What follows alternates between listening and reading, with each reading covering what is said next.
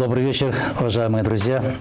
Сегодня, как всегда, рубрика «Вечерний разговор» с Адаханом Мадумаровым. Сегодня у нас очень интересный гость, ученый,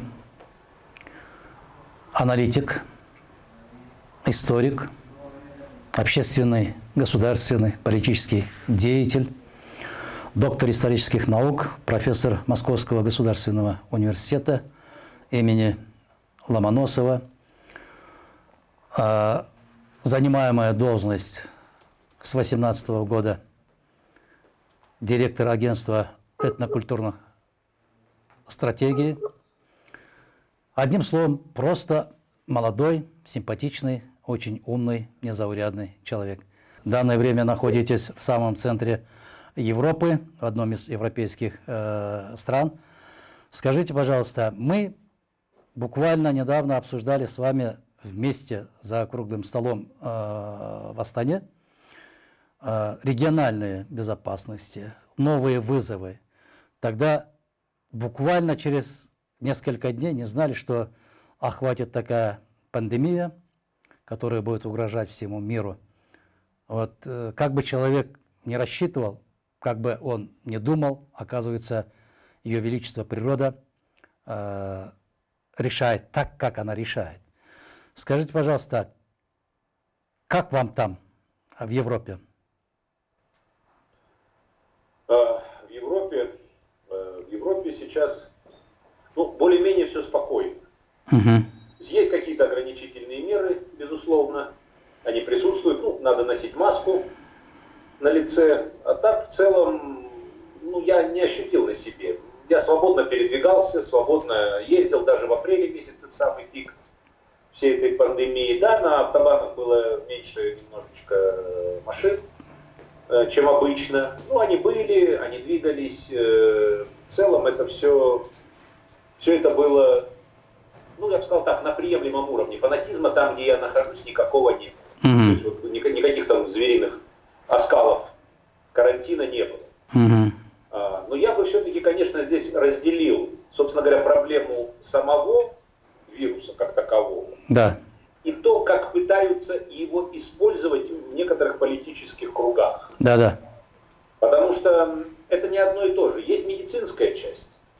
И на мой взгляд, возможно, я не прав, вы там со мной не согласитесь, но мне представляется, что медицинская часть на 80% затмевается политическими какими-то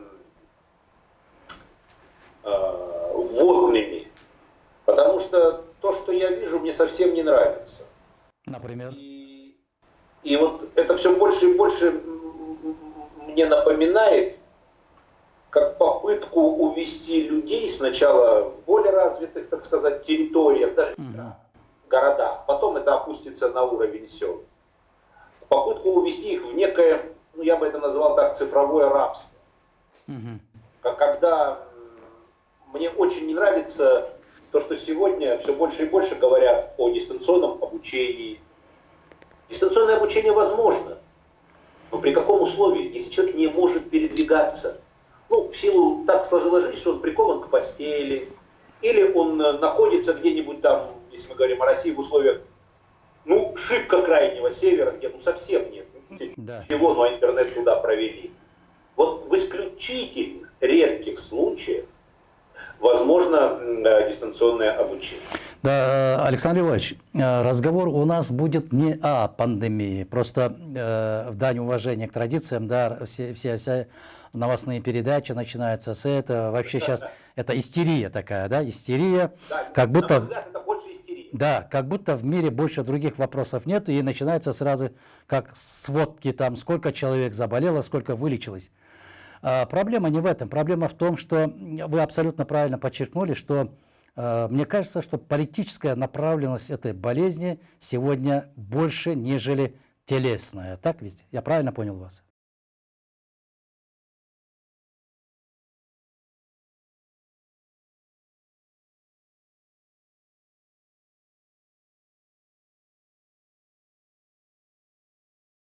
Да, спасибо большое. Александр Львович, вы все-таки профессор Московского государственного университета.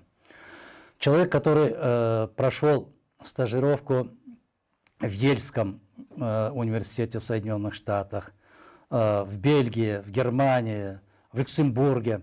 То есть человек, который непосредственно видел способы, методы, образовательные программы разных стран. Была советская школа образования.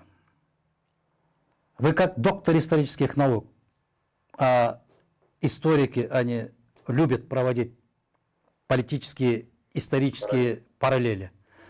Вот исходя из ваших наблюдений, как вам кажется советская система образования?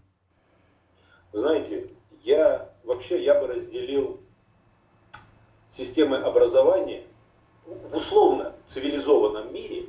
Я имею в виду европейскую, американскую, вот, нашу, так сказать, айкумену, да, вот, Да. зону обитания. Я бы разделил на две основных модели в образовании, как, собственно говоря, и в мировоззрении. Это англосаксонская модель и романо-германская модель. Романо-германская модель. Меня очень часто спрашивают, а в чем отличие? Отличие я очень простым языком объясню так, чтобы было понятно нашим зрителям. В чем принципиальное отличие? Романо-германская модель, она учила человека думать. Ну вот, например, надо вам забить гвоздь в стену. Что нам говорит романо-германская модель? Вы не умеете этого делать. Сядь и подумай. Вы берете гвоздь, берете молоток, линейку, собственно, находите стену, в которую надо его забить, измеряете, и с третьего раза у вас все получается. Гвоздь заходит ровно, более-менее. Да? Там может дрель понадобиться, если гвоздь не заходит в стену. Романо-германская модель — это Ницше, это Кант, это Гегель. То есть это вот именно рассчитано на развитие ума. То есть нравственная составляющая. Вот именно ум. Что такое англосаксонская модель? Это Форд, Макдональдс, это commercial. Это мир потребления. Вам надо забить гвоздь в стену. Что вам говорит англосаксонская модель? Вы должны знать, кому позвонить, кто подскажет вам, куда вам позвонить, чтобы тот, куда вы позвонили, посоветовал вам того, кто придет и забьет гвоздь. По сути дела, нас очень сильно всех дико обманули. Просто это была грандиознейшая мистификация. Когда нам вот эту вот болонскую модель стали внедрять, и в Европе тоже.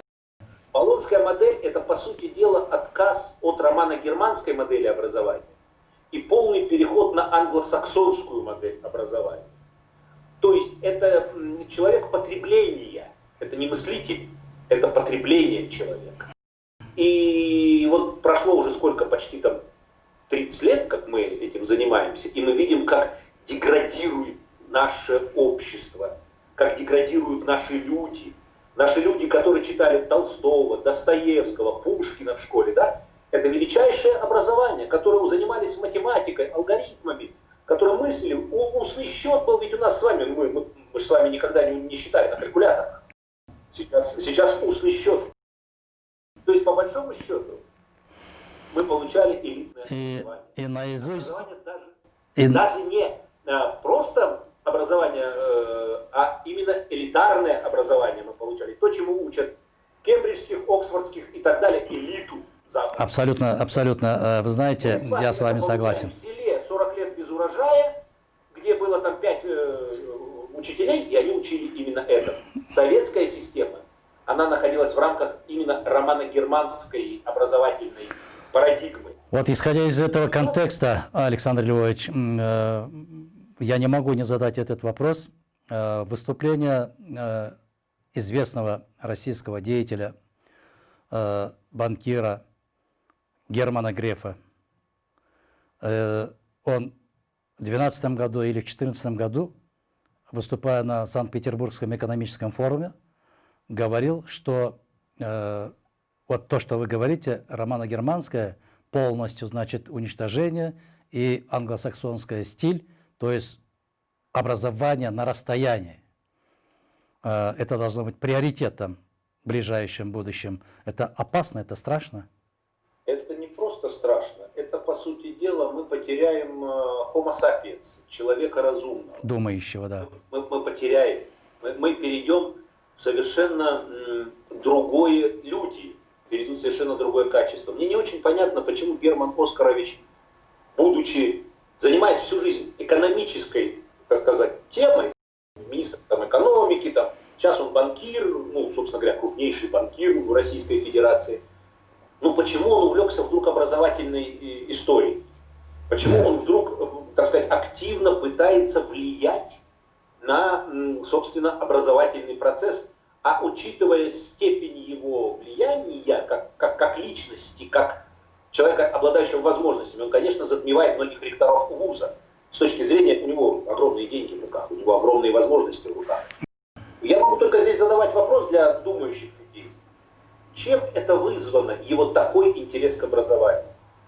И не является ли это следствием того, что человек уже попал под вот эту вот англосаксонскую парадигму, полагая, что, собственно говоря, людям не надо иметь образование. Вы знаете, я когда приехал в Ельский университет, там было у меня много культурных шоков, но один из культурных шоков, я 11 лет жил в общежитии Московского университета, и наши администраторы, они были такие очень женщины красивые, но вот всегда была какая-то вот такая печаль в глазах.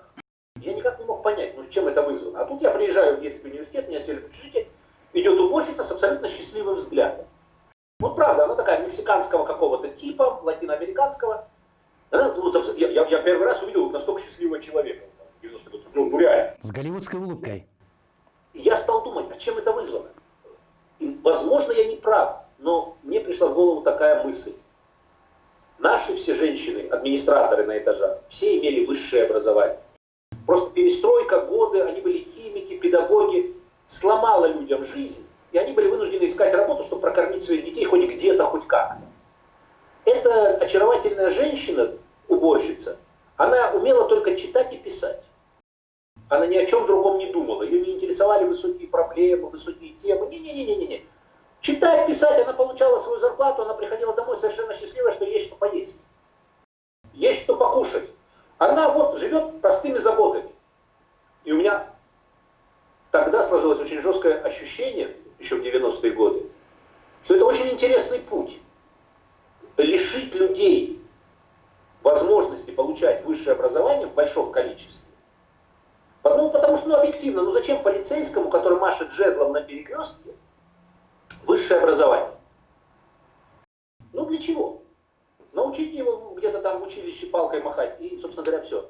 Зачем менеджеру в магазине, во-первых, само слово менеджер это ужасное слово, зачем ему высшее образование? Ну, читать умеет, писать умеет, там, если в магазине ценники до 1000, дальше ему и считать не надо. Но, Александр Иванович, давайте мы с вами поговорим о том, куда мир катится. Это понятно, что нравственная составляющая уходит на второй, а то и на третий план. На первый план выходит материальное состояние, материальная составляющая, потребительская психология. Да? Вы абсолютно сейчас очень фигурально выражаясь говорили о том, что как бы гвоздь забить, куда надо позвонить, и как он должен подъехать, с какой стороны еще надо подъехать, и за сколько секунд ты должен открывать двери. То есть человека превращает в робота. Без... Его лишают способности мыслить. Да, самостоятельно мыслить. Вот скажите, пожалуйста. Да, скажите, пожалуйста. Да. На то, чтобы научить человека думать. Да. Сегодняшнее на то, чтобы исполнять приказы. Хорошо. Теперь, как можно сохранить ситуацию? Хорошо, мы сейчас критикуем, жестоко критикуем. Образовательная система никудышная, абсолютно никудышная. Я буквально перед вами имел такое счастье, удовольствие пообщаться с выдающимся человеком Кыргызстана. Его в Москве очень хорошо знали, известный сценарист, драматург Мар Байджиев. Его пьесы ставились в московских театрах очень часто и пользовался огромным успехом. И этот человек говорил о том, что нынешняя ситуация направлена все для того, чтобы убить человека изнутри. Что это означает, по-вашему? Вот это то, о чем я говорю. То есть лишить человека способности к анализу реальности. А отучить человека, то есть привить ему... Ведь смотрите, никогда, вот мы с вами помним, молодежь это уже не помнит, в советское время люди столь слепо не доверяли тому же телевидению и тем же журналистам. Все это пропускалось через критическое осмысление ситуации. Через сито пропускались. Критическое понимание. Сегодня, вот 30 лет, и что мы с вами имеем? Мы имеем то, что люди абсолютно верят тому, что написано. Неважно, или это телевидение, или это интернет. Вот им будет говорить кто-то с экрана что-то. Вы посмотрите, какое количество, по крайней мере в России, это была прямо волна безумия, когда детей, молодежь, подталкивали к самоубийству. Они же верили тому, что им говорят. Они не умели критически осмыслить. Это «Синий кит». Это не несколько было организаций. Вот они как в 90-е начали, они периодически вспыхивают. Дети не умеют, причем это же не то, что там дети 10 лет, 15 лет, да, там Гайдар в 14 командовал. Вот. А эти 15-16-летние подростки кончают жизнь самоубийством, потому что им кто-то сказал через средства массовой информации. Ну, это же бред. После этого, по идее, министры образования должны были сделать себе харакири, если серьезно говорить. Вот сейчас в России, вы знаете, прошло голосование в бюллетене. В бюллетене для голосования была допущена грандиозная ошибка. Прямо падежи не срослись. А где, в каких местах ошибки? В чем? А там была такая фраза, да, начало, либо поддержите ли вы изменения в Конституцию? Орфографическая. Изменения могут быть чего-то. Орфографическая ошибка. Никуда-то. Я вам, Александр Львович, приведу такой же пример. Знаете, уникальный случай. Буквально несколько лет тому назад у нас в Бишкеке проводился такой российско-кыргызский большой такой семинар с участием главы государства Кыргызстана, да? И с Российской Федерации прилетели более 40 ректоров высших учебных заведений. И прям, знаете, вывеска такая, да? И из 2 предложений, там, по-моему, 2 или 3 ошибки. Вы знаете, что министр образования Кыргызской республики сказала? 2 ошибки, ничего страшного. Вот так что, если это в бюллетенях для референдума там происходят такие ошибки, я не знаю. Вот это вот, пожалуйста, причем все это творилось, Александр Львович, самое страшное, при молчаливом согласии интеллигенции. И творится. Мне помнится выступление Сажи Умалатовой. Вы помните? 89-й год, да. Да, был депутат, женщина очень серьезная, очень такая патриотически настроенная, очень образованная. Вы знаете, тогда, когда она правду говорила с трибуны, что мы теряем государство, что Советский Союз распадается, что Михаил Сергеевич губит государство, его же заклевали. Да? И при молчаливом согласии, и при бурном аплодисменте, так, творится то, что сегодня творится. Как мы можем выйти из этой ситуации, чтобы интеллигенция проснулась, если она осталась? Вы знаете, я сторонник очень мелких шагов. Здесь, ну, либо через какие-то радикальные выходить. Нас отучают воспринимать устную речь. Нам заменяют слова на англицизм. Менеджер какой-то там, не знаю, там, пиарщик, куарщик. Брокер, стюард. Ну, бесконечно мы можем продолжать. Вот, например, сейчас в моду вошло слово толерант. Толерант. Вот надо быть, чтобы вот там киргизы с русскими, там надо толерантность. Слушайте, ведь нас просто дурят. Что такое толерантность в переводе с английского? Это терпимость. Никогда киргизы не терпели русских. Русские не терпели киргизов. Мы всегда уважали и любили друг друга. Уважали и любили. Сейчас нас призывают толерантить друг друга. То есть терпеть. Понимаете? Вы мне неприятно, но ладно, я вас потерплю. Угу. Соблюдая социальную дистанцию. При этом. Социальную дистанцию. Ужас. Вот эти вот. Это 1,5 метра. А 1,5 метра обязательно. Не дай бог 1,45 м. Да. И с линейкой будем ходить. И вот я говорю, вот дьявол в деталях. Дьявол в деталях. деталях. Вот эта вот мелочь, вот это вот слово толерантность, которое широкой поступью вошло, и нас американцы, кто нас учит? Кто нас учит толерантности вообще? Ни уважения, ни любви. Толерантность – это не просто шаг назад, это шаг назад в века, когда мы не были знакомы друг с другом, и вдруг появляется какой-то необычный персонаж, и надо его потерпеть, привыкнуть к нему. То есть нас, вот эти вот люди, отодвигают в века. Почему? Потому что вместе, я сейчас уподоблюсь, буду цитировать великого Чингисхана, вот, вместе мы сила, но нас разорвали. Никогда 5 миллионов киргизов не будут хорошо жить.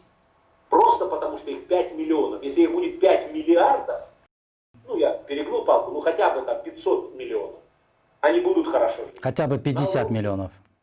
Вот. Нет, и 50 жить не будут хорошо. Нужен мощный внутренний рынок. Нужна рабочая сила.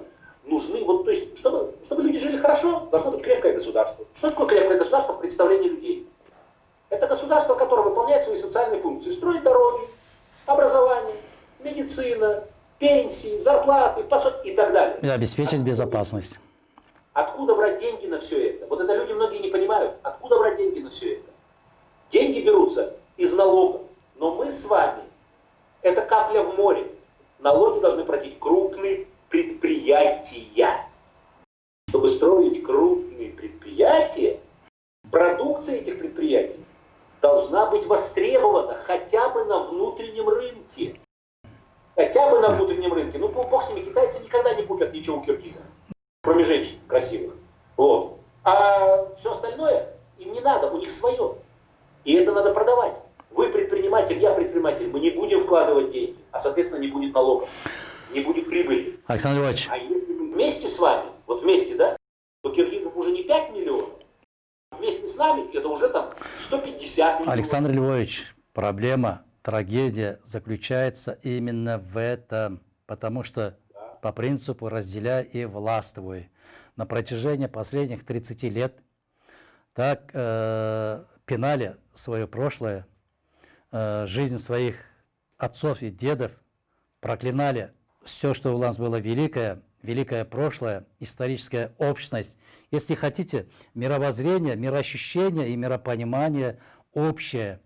А за последние там несколько десятилетий говорили: нет, вы, самоидентифицируясь, держите дистанцию, да, с той же Российской Федерацией, кыргызы с казахами, казахи с узбеки таджиками, и вот родные славяне, украинцы сегодня с россиянами, да. Вот этот вот развал, откуда истоки? Вот почему мы пришли к этому? А вот это истоки оттуда. Сначала нас отучили думать, и тех же украинцев, и тех же русских, и тех же киргизов, и казахов сначала отучили думать. И посмотрите, какая изумительная по своей абсурдности ситуация. Нам говорят, вы должны быть независимы, нам говорят, вы должны жить самостоятельно, а при этом вся Европа объединяется в Евросоюз. По образу Советского Союза. То есть они все объединяются, сливаются в экстазе, а мы с вами должны жить отдельно. Понимаете? Что вот и никто в наших странах, особенно политическая элита, и понятно, что лучше быть самому в доме хозяином, чем над тобой там где-то кто-то будет руководить. По принципу лучше маленький сам, нежели большой зам. Да, но это же история, но при этом жить-то никогда хорошо не будут люди. Не будут они жить ни в России. Вот посмотрите, Украина, выходя из состава Советского Союза, была 2 миллиона человек. 52. На той конференции, вот, где мы с вами были последний раз перед пандемией, я употребил цифру 42 миллиона, которую взял, ну, как бы там в официальных источниках. Да, мы еще там поспорили. Украинские коллеги и сказали: Александр Львович, да бросьте. Какие 42 миллиона? 37 в базарный день. 15 миллионов людей без войны, без всего. Их просто нет. Где они? Там можно сказать, что они в Европе, там вся... Покинули страну. Рабами работают на плантациях у поляков, в каких-то там итальянских хосписах полы моют. Где эти люди? Где 15 миллионов? А с Молдавией что произошло? Мы как-нибудь с вами отдельно, может быть, посвятим, так сказать, чтобы можно было с цифрами поговорить на эту тему. Могу и сейчас, просто это будет людям неинтересно. Молдавия из 4,5 миллионов превратилась в страну меньше 2 миллионов. Катастрофа. Теперь сложите потери, плюс Катастрофа. потенциальные потери за этих лет. Я потом приведу цифры, если интересно, могу сейчас. Да, конечно, зато, Александр Иванович, зато смотрите, здесь я прерываю, прошу прощения. Зато, если, скажем, покинули этот мир под различным болезнью, скажем, там, да, там и сердечники есть, там и курильщики есть, там и другие есть. Все это приписывает так называемой истерии, коронавирусной, да. Зато мы не считаем то, о чем вы говорите. Мы десятки, сотни тысяч людей теряем. Мы теряем. Вот сейчас в данное время более миллиона граждан Кыргызской республики находятся за пределами нашей страны.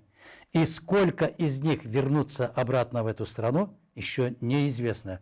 Они, вернувшись, останутся ли теми кыргызами, какими были предки, еще больше вопросов. Надырхан Кимсанбаевич, Да. тут вопрос в другом. Сегодня, пока они молодые, крепкие, они востребованы, их силы востребованы. Неважно, мы говорим сейчас о киргизах, или об украинцах, или о молдаванах. Не суть, о русских не суть. Они востребованы, они состарятся. Если даже кто-то вернется в страну, в свою родную, вернется на родину, пенсии откуда они будут брать? Они ж налоги никогда в своей стране не платили. Откуда страна, откуда государство будет этих стариков содержать? На какие шиши? Это же грандиозная проблема, которую никто не озвучивает никогда. Потому что вот эти все узбеки, которые работают сегодня в Москве, рано или поздно, многие вернутся домой. Вернутся, когда постареют, ослабнут, пенсии не будет. Киргизы вернутся, молдаване вернутся. И кто их будет содержать? И вот тут, то есть весь крах у нас еще впереди, когда эти люди начнут возвращаться. Грандиозная проблема. Хорошо, в России они купили патент. Ну, например, киргизы. Патенты могут работать. Эти деньги пошли в российскую казну. А в киргизскую что пошло? Но в данное время сейчас ежегодно из Российской Федерации наши временно работающие там переводят деньги в размере одного бюджета страны. Это Правильно. более 2 миллиардов долларов, да. Правильно. Вот нас разделили, а теперь мы радуемся, что кто-то куда-то что-то переводит. А эти люди потом вернутся. Кто их содержать будет? Молодежь, которая сейчас растет. Вот эта вот девочка, которая там сейчас играет в луже, там, да, в песочнице, маленькая, 3-летняя, она будет содержать этих людей. То есть она уже имеет убытки, научившись еще говорить. У нее уже убытки в бюджете грандиозные. Понимаете? А если Долги наши. замедлится, что мы будем иметь? И это будет, вот это будет жуткая проблема. Александр Львович, вы как историк, как доктор исторических наук, очень коротко можете поставить диагноз вот на сегодняшнюю ситуацию, поставив диагноз и подсказать пути выхода, по вашему мнению? Да, я полагаю, что со мной могут не согласиться, но я сейчас обращаюсь даже вот к националистам. Ребята, если вы истинные националисты, вы должны понимать интересы своей нации прежде всего, интересы своего этноса. И либо вы хотите жить отдельно и погибать, либо нам, причем националистам всех стран, постсоветского пространства, либо нам надо снова искать пути к объединению. Понятно, что союз мы вернуть не сможем, советский, я имею в виду. Но искать те или иные формы глубокой интеграции, те или иные формы глубокого взаимодействия и вновь слияния, это жизненная потребность как для Российской Федерации, так и для любой постсоветской республики. Столицу не обязательно делать в Москве. Мы можем столицу сделать, я не знаю, где там. В Екатеринбурге. В Пржевальске. В Караколе, например. Да. Это не принципиально. Я, кстати, когда-то ездил много с дедом в детстве в Каракол через Кигей. Мгм. Вот, поэтому я вот ту сторону Киргизии очень люблю, и вот не так давно там довелось мне счастье побывать.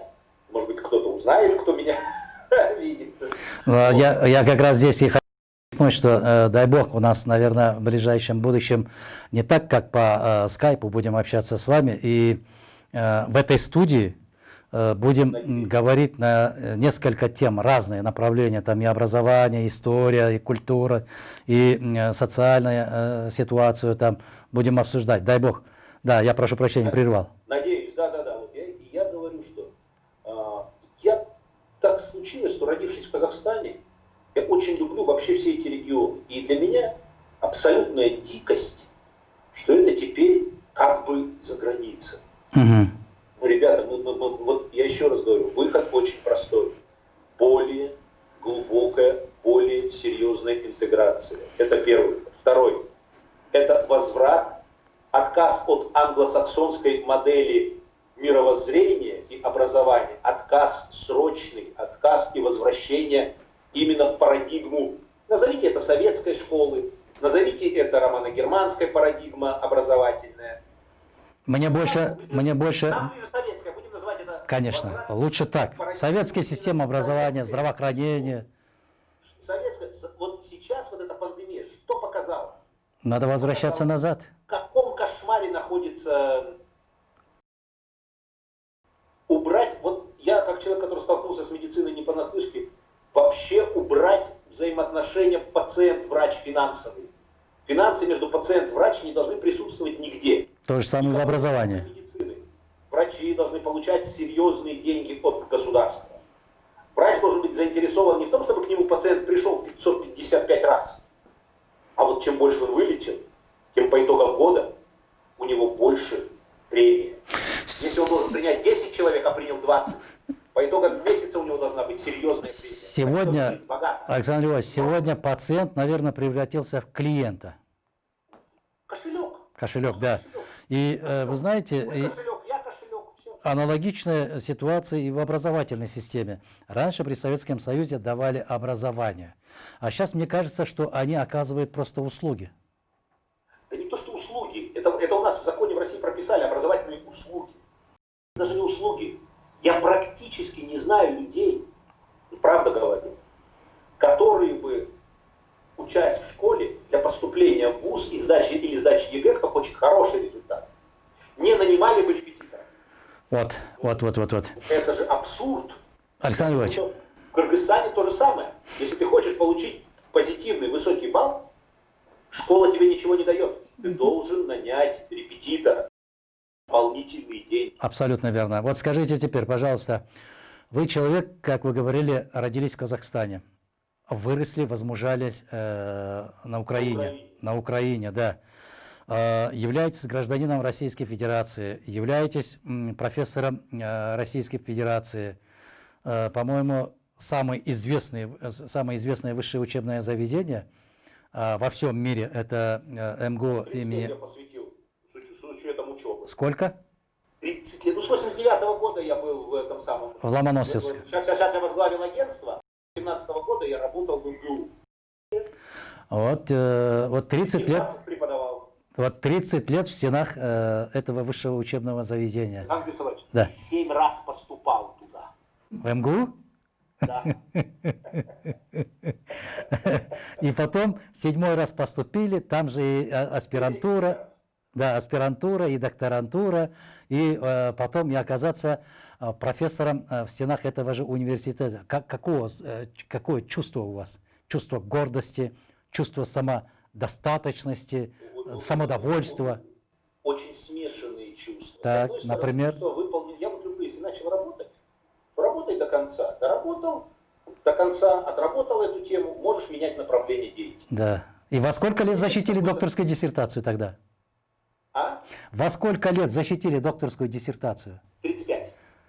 7 раз поступали, и 35 лет защитили докторскую диссертацию, Да. и профессором этого университета. Профессором я стал в 11-м, в 41 год я стал профессором.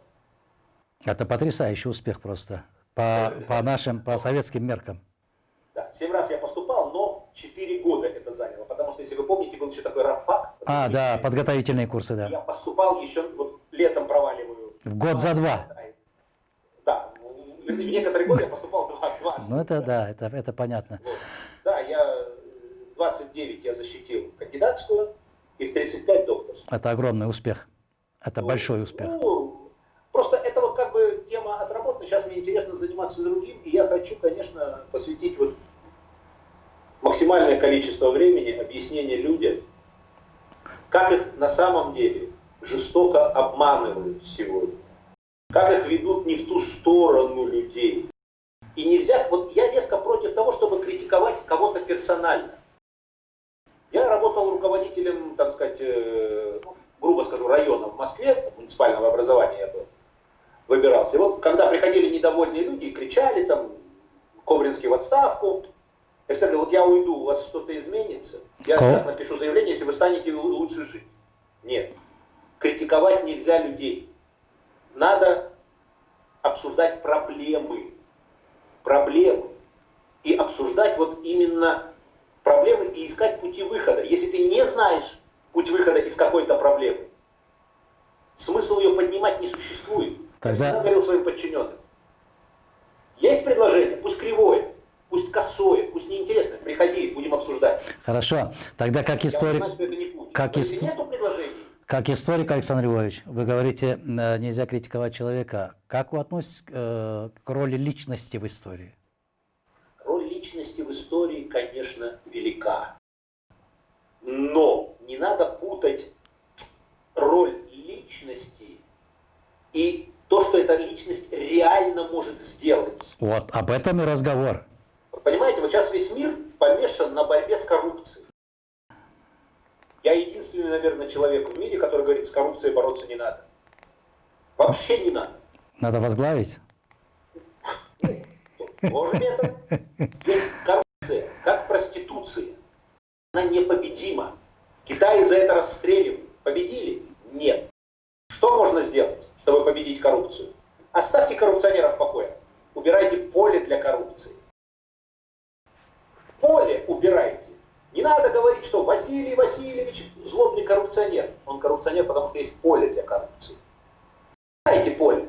Вы что думаете, в Европе вот на обычном уровне тут бы не брали взятки? Брали бы. И берут с удовольствием подарки, берут втихаря, особенно от русских, зная, что мы не сдадим. Берут. Прекрасно берут, лучше, чем мы берут. Вот. Тогда... Но здесь нет поля для коррупции очень во многих областях. Для простых людей. На верхах не знаю. Вот в обычной бытовой жизни поле убрано. Нет темы для коррупции. Я по-другому скажу, с другой стороны буду подходить. Вы знаете, вы говорите, что надо поле убрать для коррупции, чтобы поводов не было. А у меня другой взгляд. Надо просто очеловечивать общество, надо образовывать, потому что истинно образованный человек, он свободный. Согласен, конечно.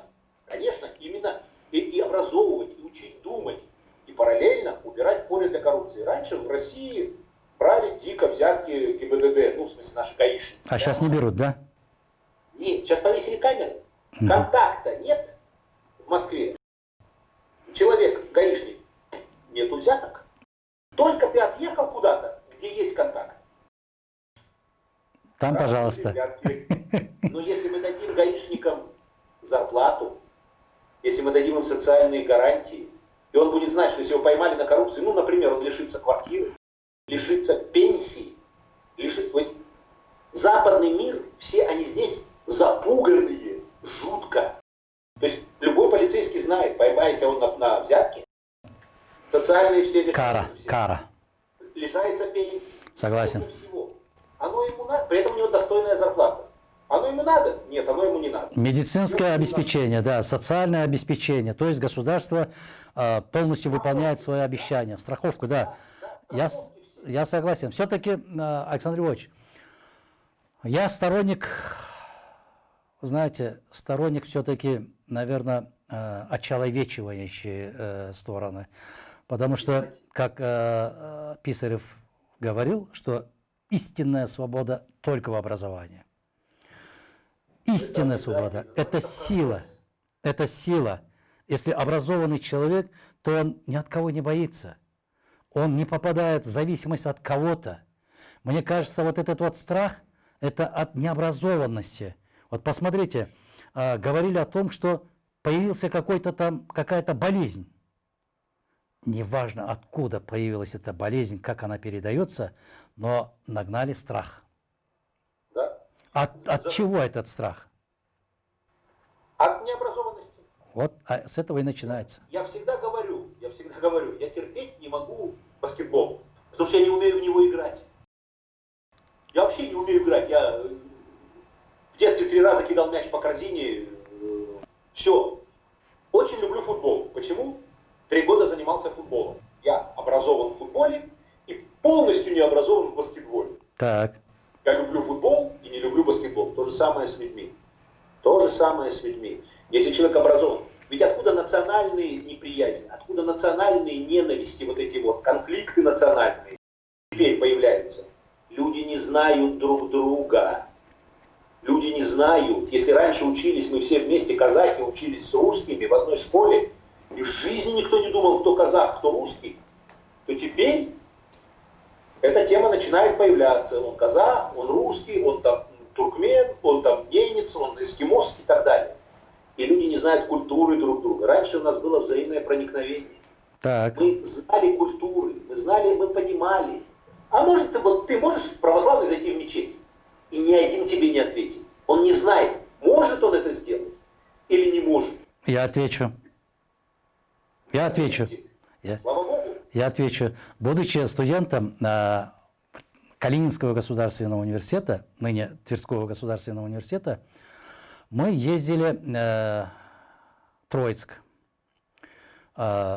Сергиевская посада там. И великолепный ансамбль, да, церковный ансамбль, да, Троицко-Сергиева лавры, и украшения отличные. И из истории там прекрасно знаешь, почему бежал туда Петр I, и как он спасался там. И мы ходили, мы смотрели на службы. И в Стамбуле, да, зеленая мечеть.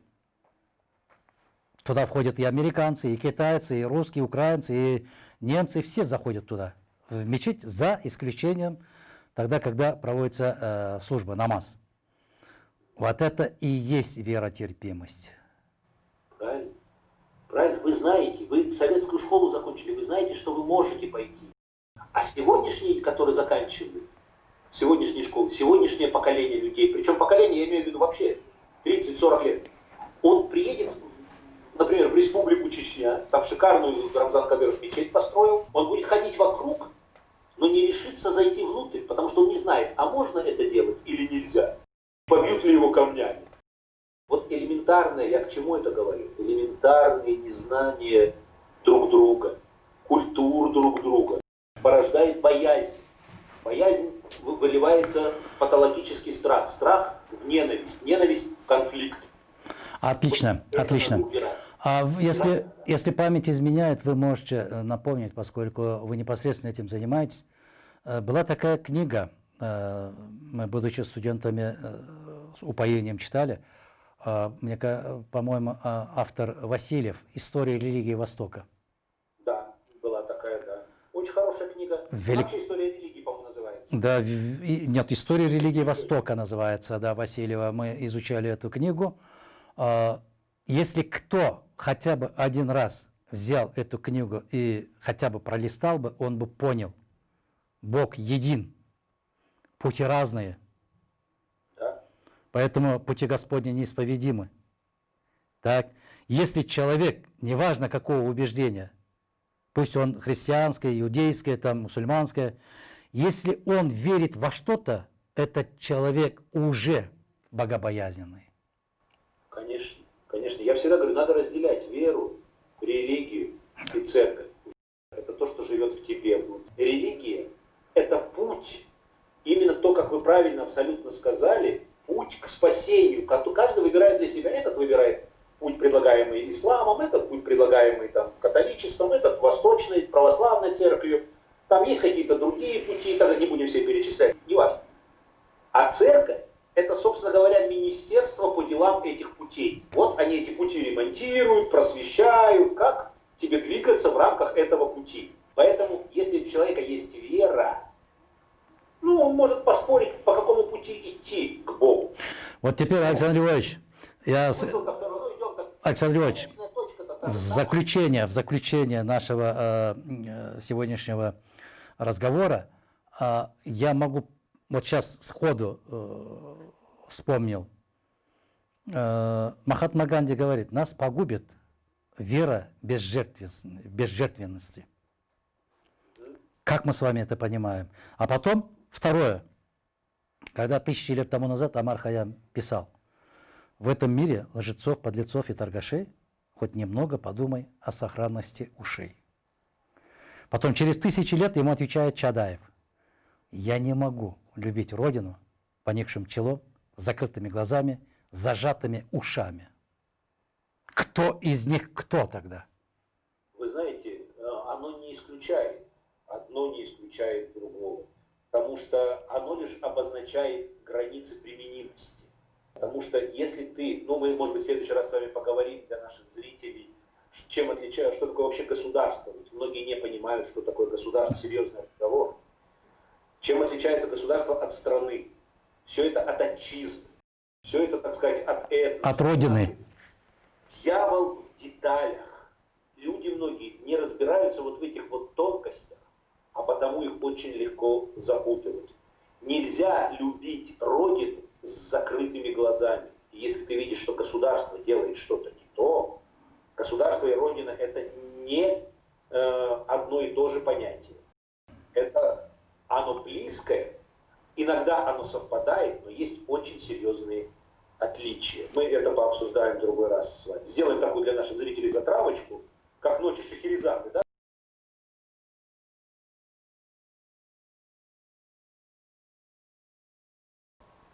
И великий Хайям прав. И главное помнить, что эти камни в пыли под ногами у нас были прежде зрачками пленительных глаз. Отлично.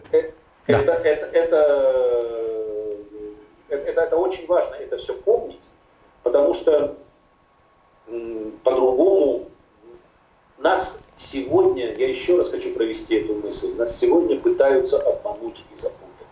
Для того, чтобы сделать из нас вот этих вот жертвенных овец, которых приходит, да, халяльно нас зарежут, халяльно, с соблюдением всех правил. Но как-то я не очень верю. Мы величайшие создали с вами вместе государство. Мы создали величайшую культуру, не только советскую, но и вообще в целом, вот именно пока мы были вместе. Я иногда думаю, вот посмотрите просто, что наши народы, точнее наш народ, ибо он был един, Советский народ. за 30 лет. 41-й, 71-й, 30 лет. 45-й, 75-й, 20-й, 50-й. Какой путь мы проходили? Какой путь за 30 лет? Сейчас 30 лет мы живем отдельно, мы все самостийны, незалежны, самостоятельны. Что мы сделали, каждый вот из народов в отдельности? Ну, кроме того, что все сломали.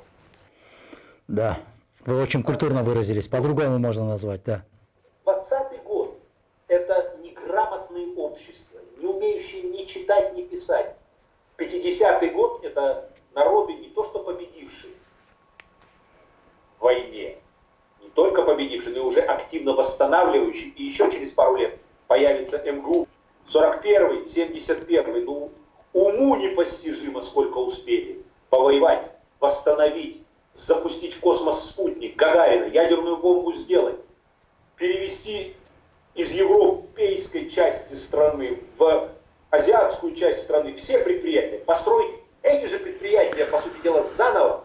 И это сделали мы с вами вместе.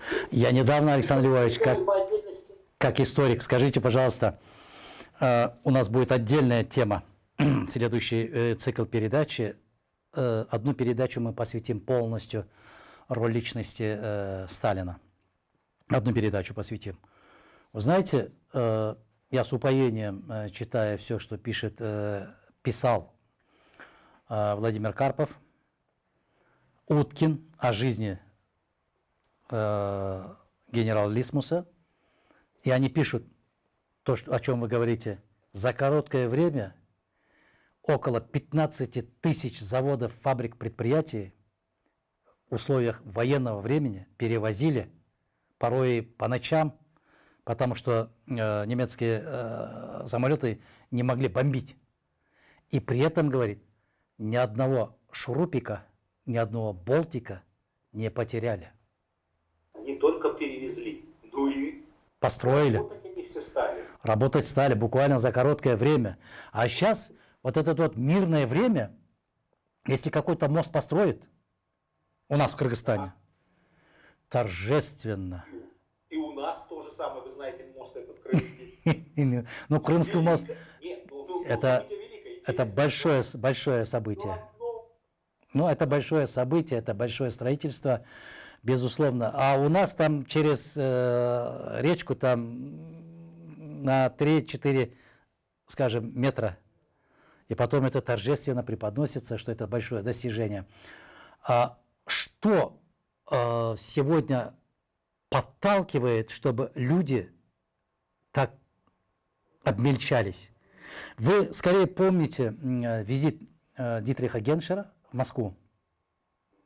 Да. Когда он встречался с президентом России Владимиром Путиным, он говорит, после Уинстона Черчилля и де Голля в европейских странах такие колоритные политики исчезли. На что Владимир Владимирович ответил, вы об этом можете говорить, потому что вы патриарх европейской политики, а мне надо с ними работать. Дело в том, что я еще раз хочу повторить, вот этот вот переход в Европе, он чуть раньше начался, на англосаксонскую модель. Ну, от осинки не родятся апельсинки. Это и обмельчание политиков этим же вызвано. Ну, правда, давайте посмотрим, кто у нас сегодня занимается политикой. Как-нибудь передачки, да? Вот опять те же самые украинцы. Вот кто-то, не помню, знаменитую эту шутку сказал, я сейчас попробую ее воспроизвести на память про Украину, никоим образом не желаю их обидеть, что живут на американские деньги, американцы им денег не дают, да? Европейцы стремятся в Европу, управляют ими евреи, ничего не получается, виноваты русские. Ну вот это вот загвоздка. Не надо жить на американские деньги, не надо стремиться в Европу, надо жить на свои. Немцам, вот если вы помните, после войны, после этой жуткой катастрофы, разрушенной Германии, одним из шагов, когда были аннулированы все рейхсмарки гитлеровские, выдали по 20 марок. По 20 марок, все выдали по 20 марок. И люди начали строить свою страну с нуля. С в пепелищ. разрушенной стране, физически разрушенной. Из руин. Идеологии, с чувством вот этого дичайшего поражения, которое произошло, обмана, вот это вот наступление отрезвления от вот этого угара идеологического. Люди стали строить страну. Через 30 лет, через 30-35 лет, это была лучшая страна в Европе. Это были богатейшие люди. Любой пожилой немец сегодня крайне обеспеченный человек. Был до момента прихода туда вот сегодняшней ситуации. А насколько сыграла при восстановлении план Маршалла? Не, ну это, конечно, это ключевой был момент. Но дело не в том, что люди стали работать. Вы имеете в виду национальный Они дух? стали рваться, уехать там, не знаю, в Намибию куда-нибудь, хотя там много немцев живет, бегают, да? Не стали там в Австралию куда-то бежать от проблем своих. Они стали строить свою страну. У себя дома. У себя дома, сами. Да, с помощью плана Маршалла, безусловно. И они ее построили. И вот они сделали одну из процветающих стран Европы, которая сегодня содержит всю Европу, по сути дела, за 30-35 лет. То, что сделали мы? Что делают сегодня украинцы со своей страной? Я очень люблю, я там работал, ну правда, люблю Украину, люблю все. Вот. Но мне просто больно, физически больно смотреть, что люди делают. Больно, что они работают в России, а не в своей стране. Не потому, что я против. Нет, боже упаси, я наоборот рад, что они у нас работают. Но опять же, они же работают где? Значит, тогда, может быть, надо все-таки понять, мы тоже поговорим, почему не получается объединение сегодня более тесное. Но, может быть, надо понять, что вот это все превходящие моменты, перешагнуть через себя, понищенствовать 5-7 лет и начать подниматься. Иначе крах. Молодец, Александр Львович. Александр Львович, отличные слова. Наверное, на этой ноте мы первую передачу, наверное, первую с вами встречу на расстоянии, имеется в виду, закончим. Следующая встреча будет у нас, дай бог, наяву. И не соблюдая социальную дистанцию, да, попьем чайку и обнимемся, поздороваемся по-человечески. Для чего это я говорю? Знаете, все, что запрещается, у меня внутренний мир не воспринимает. Все, что неестественно, с моей стороны не воспринимается. Меня критиковали, что я слишком консерватор, потому что я все время говорю, нам надо возвращаться назад, нам надо вернуться к истокам, мы должны восстановить советскую систему образования, мы должны восстановить советскую систему здравоохранения, мы должны, мы должны восстановить советское, знаете, вот этот воспитательные процессы, начиная из детских садиков до высшего учебного заведения, пока человек сам не встал на ноги. В первую очередь это воспитание домашнее, потом, значит, дошкольное, потом школьное и потом вузовское. Она должна быть единая, цельная программа, такая позиция. Мы должны воспитывать одним словом человека, а не потребителя. Я согласен абсолютно с этим, более чем согласен. Вот. То есть вообще нет тут у нас расхождений. И я, конечно, хочу сказать вам большое спасибо, что вы меня пригласили на свою передачу, что я имею возможность, вот, хоть и опосредованно, но поговорить с великим, так сказать, киргизским народом, моими друзьями, девушками, которых когда-то мы любили. Да, вы что? Которые нас любили когда-то. У нас в Кыргызстане? Ну, а то, везде. По всему Советскому Союзу. Конечно, это же был великий Советский Союз. Да. Я хочу сказать, что давайте мы с вами перестанем жить в иллюзии. Вот у нас в детстве был такой калейдоскоп. Разные рисунки выкладывались. Но это рисунки внутри калейдоскопа. Как только ты убирал их, перед тобой представал реальный мир. Давайте уберем с глаз калейдоскопы, перестанем их крутить и вращать. И я хочу пожелать всем в сегодняшних ситуациях здоровья. Как говорится, не думайте о коронавирусе, и обойдет он вас стороной, ибо вы ему не интересны. И берегите себя в любом случае, беречь себя всегда надо. Берегите себя, ждите наших встреч. Даст Бог, у нас будут и очные встречи, и заочные встречи, и всякие. И главное, двигаться друг другу навстречу. И если кто-то из политиков нас услышит, братья, вы украли столько, пора уже подумать о душе и о людях, и о вечном. О людях, которым друг без друга действительно плохо. Плохо, и вместе нам будет намного лучше. Александр Львович, это очень отличный такой повод, чтобы вспомнить. Я сейчас, заканчивая нашу беседу, сейчас вспомнил после ваших слов, когда я был государственным секретарем Кыргызской Республики, нет, еще вице-премьер-министром Кыргызской Республики, я очень часто организовывал Дни культуры Кыргызской Республики в разных областях. Я сейчас вспомнил,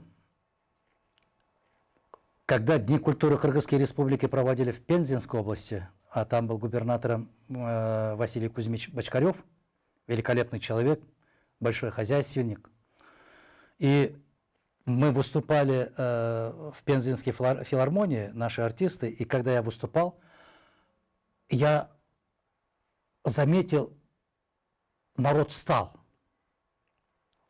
жители города Пензы стали. Я смотрю, бабушки и пожилые люди заплакали. Я не понял. Потом я спрашивал у них, что случилось, почему вы заплакали? Вы знаете, что они сказали? Мы по вас соскучились. Вот это и есть. Сколько киргизских женщин вырастили, потеряв своих мужей во время войны, вырастили детей, приехавших из Ленинграда. из части страны. Около 300 тысяч.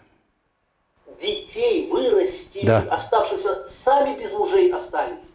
Эти киргизские женщины, которым до сих пор, и казахские женщины, то же самое, и им до сих пор нигде нет памятника в Российской Федерации. Вот то, что я говорю, поставьте памятник восточной женщине, которые вырастили наших детей, оставшихся без родителей, без всего, и поставьте их чуть ли не в каждом городе, потому что эти дети сегодня вернулись. Что же вы, сволочи, не помните? Великолепное предложение. Скорее всего, Александр Львович, мы дальше продолжим. И, скорее всего, наверное, мы выступим, наверное, и инициативой, чтобы поставить. Понимаете, вот все, что спонтанное, оно искреннее.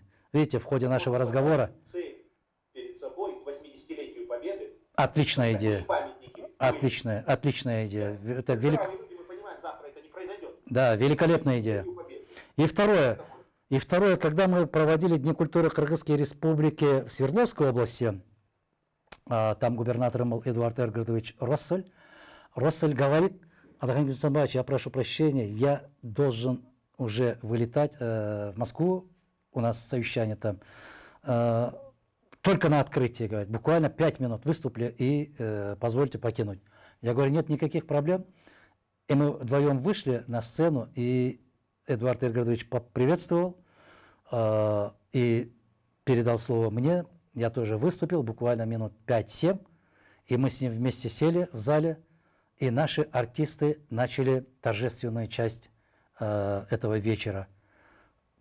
Первую песню закончили, вторую закончили, третью. Эдуард Эргардович не трогается с места.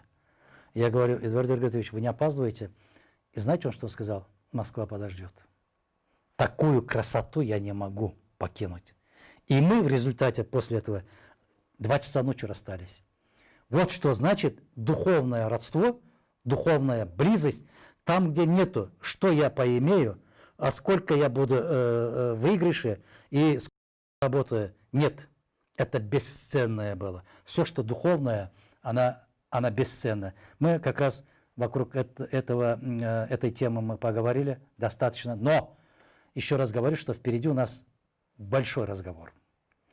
Дай Бог, спасибо, дай Бог увидеться здесь. Дай Бог всем здоровья. Да, и вам здоровья. И скорейшего возвращения. В Европе жить хорошо, но в Москве лучше. Удачи вам, Александр Львович. Будем на связи. Здоровья всем, дорогие друзья. До свидания.